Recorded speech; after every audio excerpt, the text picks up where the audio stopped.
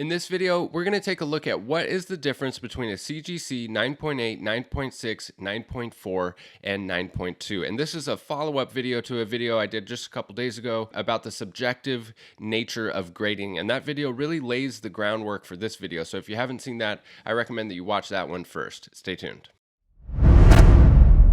Bry's Comics. Check out these awesome new pre-sales over at bryscomics.com. Head over to the shop tab and click speculation pre-orders, and you'll see 13 currently offered pre-sales, some repeat offenders, first cover appearance of Riri Williams as Ironheart, Nice House on the Lake, Amazing Spider-Man Patrick Gleason, New Agents of Atlas, Nebula, Gamora, Spider-Man, more Riri, more Nice House on the Lake, Action Comics reprint, the 50th anniversary. This is from 1988 at $100 off, the most recent sale of $250, and then these classic X-Men #1 Jim Lee covers.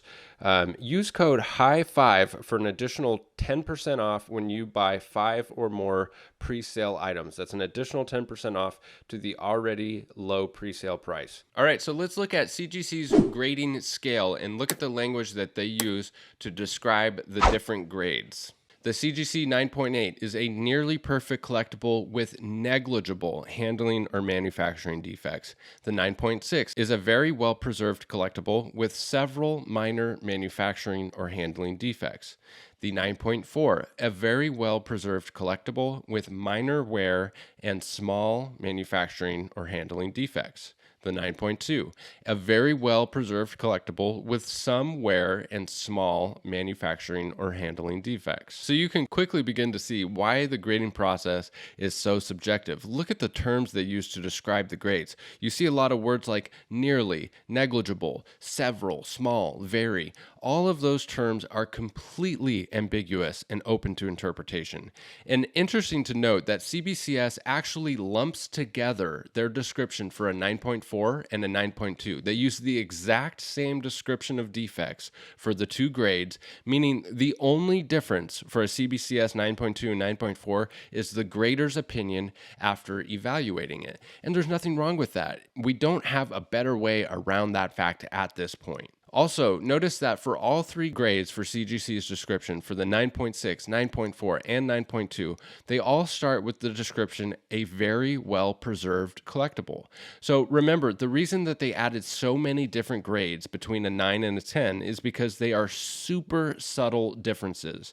So there really is no way to get a feel for what different grades are other than getting a lot of books graded, or at least looking at a bunch of different examples or watching a bunch of different YouTube videos on grading, but nothing is substitute for firsthand experience. So with that, let's take a look at some examples of Ultimate Fallout 4. I have multiple copies in different grades, and let's see if we can tell the difference. All right, so these are my Ultimate Fallout 4s. People keep offering to sell them to me at great deals, and I keep saying yes. And we're starting out with the 9.8 here, and this one is really just perfect.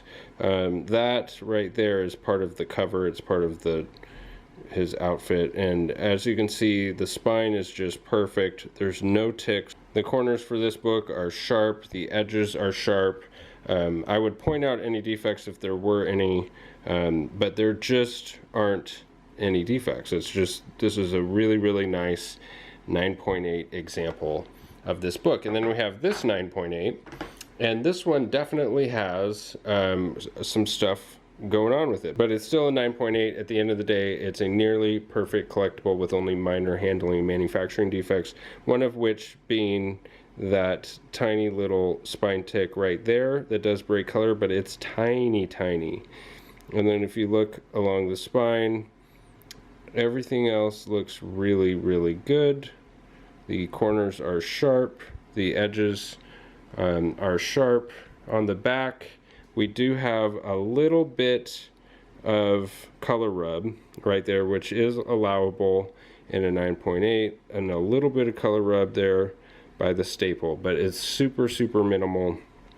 And so when you look at this book overall, those two tiny little defects, it is a nearly perfect collectible, which is why I got a 9.8. But you can see the difference between those two 9.8s. And so here is the first 9.6. There's a little tiny kind of crunch thing going on, but that by itself wouldn't keep it from a 9.8.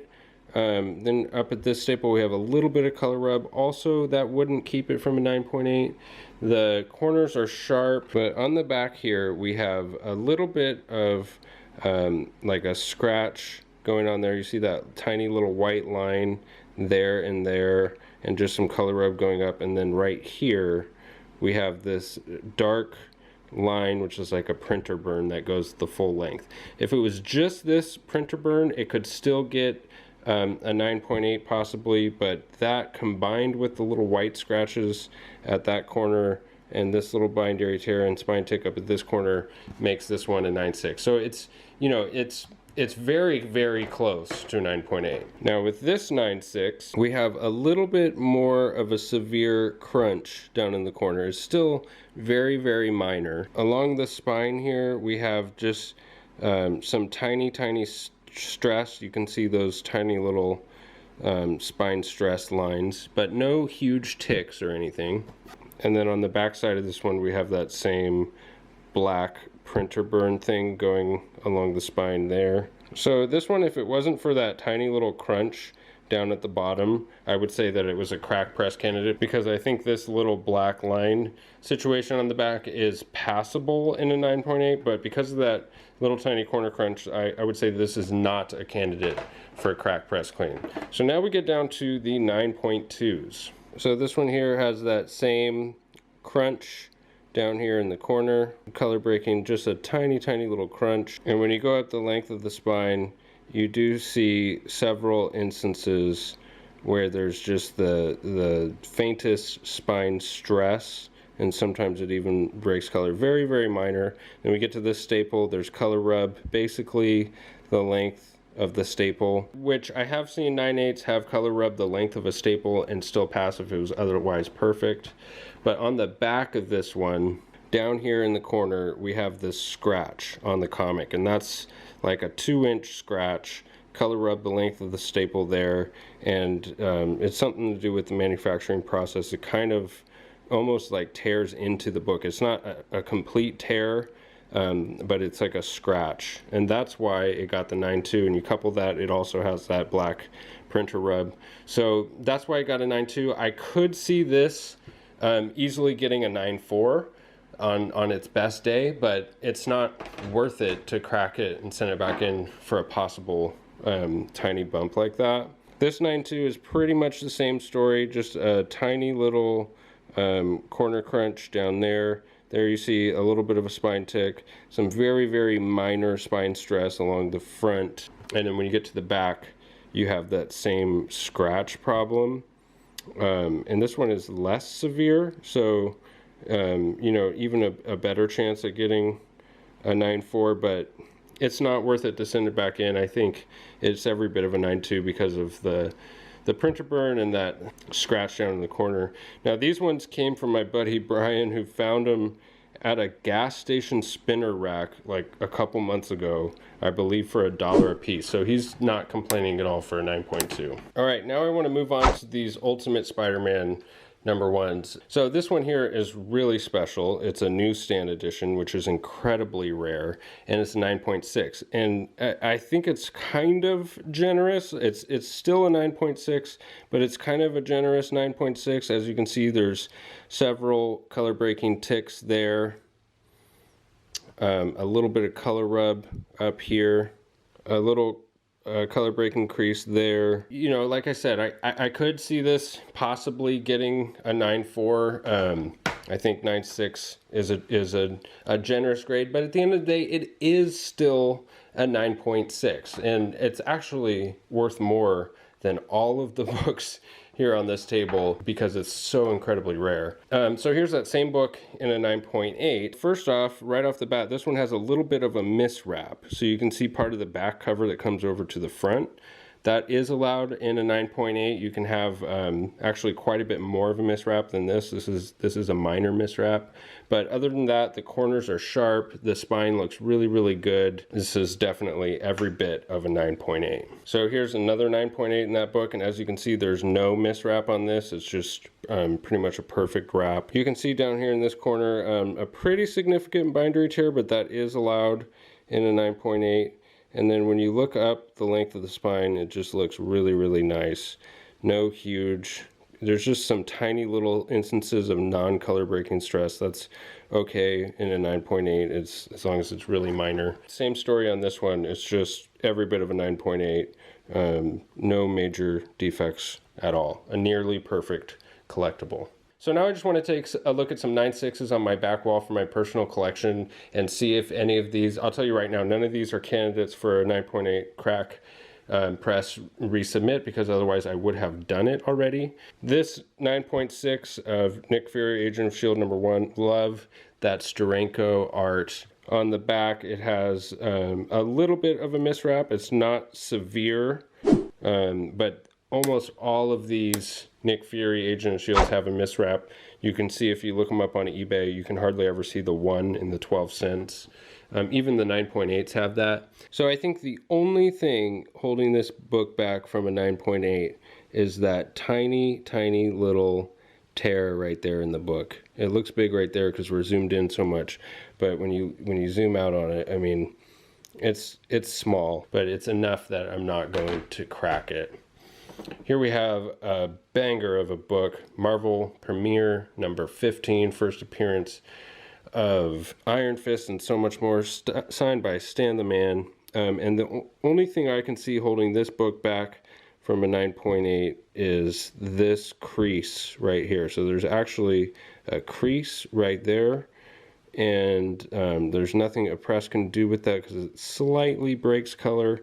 But other than that, this book is really, really sharp. This corner is not perfectly square, making this every bit of a 9.6. Banger of a book. Only 13 of those in the world.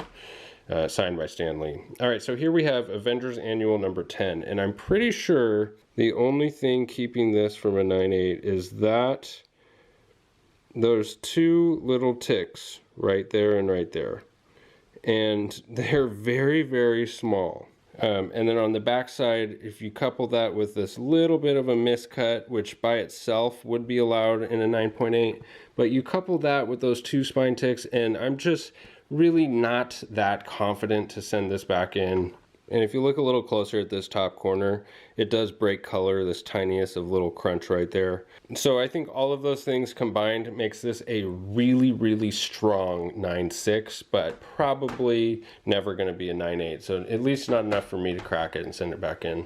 All right, so here we have Marvel Spotlight 28 in a 9.6. As you can see, it has the miswrap. This amount of miswrap would be okay in a 9.8 if it was otherwise perfect, but this one is not. As you can see right there, there's a significant spine tick right there, about 1/2 inch, and there's actually another one right there.